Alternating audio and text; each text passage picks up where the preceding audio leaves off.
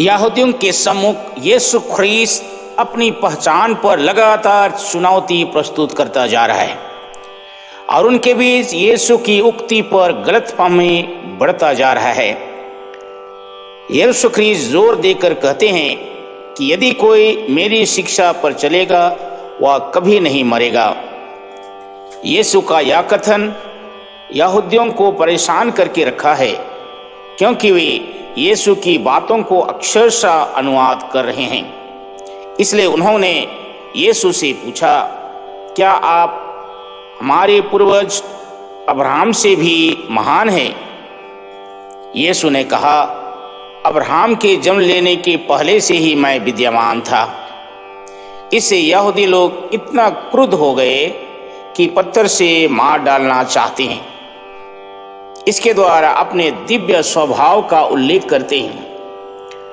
उसके कथन विश्वास के रहस्य की खोज करने और उनके अनोखे पहचान को स्वीकारने के लिए निमंत्रण देता है। आइए एडिमा से आज के सुसमाचार को सुने। आज का सुसमाचार संत यूहन्ना अध्याय 8 पद संख्या 51 से 59। मैं तुम लोगों से यह कहता हूँ, यदि कोई मेरी शिक्षा पर चलेगा तो वह कभी नहीं मरेगा। यहूदियों ने कहा, अब हमें पक्का विश्वास हो गया है कि तुमको अद्भुत लगा है। इब्राहिम और नबी मर गए, किंतु तुम कहते हो यदि कोई मेरी शिक्षा पर चलेगा तो वह कभी नहीं मरेगा। क्या तुम हमारे पिता इब्राहिम से भी महान हो? वह मर गए और नबी भी मर गए, तुम अपने को समझते क्या हो? ईसा ने उत्तर दिया, यदि मैं अपने को महिमा देता तो उस महिमा का कोई महत्व नहीं होता।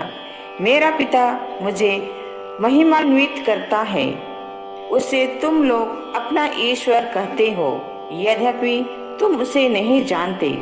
मैं उसे जानता हूँ। यदि मैं कहता हूँ कि उसे नहीं जानता तो मैं तुम्हारी तरह झूठा बन जाता, किंतु मैं उसे जानता हूँ और उसके शिक्षा पर चलता हूँ। तुम्हारे पिता इब्राहिम यह जानकर उल्लसित हुए कि वह मेरा आगमन देखेंगे और वह उसे देखकर आनंद विभोर हुए। यहूदियों ने उनसे कहा, अब तक तुम्हारी उम्र 50 भी नहीं है, तो तुमने कैसे इब्राहिम को देखा है? ईसा ने उनसे कहा, मैं तुम लोगों से यह कहता हूँ, इब्राहिम के जन्म लेने के पहले से ही मैं विद्यमान हूँ। इस पर लोगों ने ईसा को मरने के लिए पत्थर उठाए, किंतु वह चुपके से मंदिर से निकल गए। आज का दिव्यवाणी मुझे, मेरे बच्चे और मेरे परिवार को आशीर्वाद से भर दे। आमीन।